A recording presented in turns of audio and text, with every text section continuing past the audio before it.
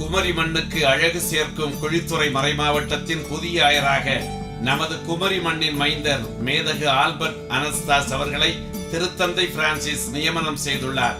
அவர் ஆயராக திருநிலைப்படுத்தப்படும் திருநிகழ்வு பிப்ரவரி மாதம் 22ஆம் நாள் வியாழக்கிழமை மாலை 4 மணிக்கு மறைசாட்சி தூய தேவசகாயம் பிறந்த நட்டாலம் திருநகரில் விமரிசையாக நடைபெற உள்ளது. திருத்தந்தையின் இந்திய தூதர் பேராயர் லியோபோல்டோ ஜெரல்லி முன்னிலை வகிக்க மதுரை பேராயர் மேதகு அந்தோனி பாப்புசாமி திருநிலைப்படுத்துகிறார்.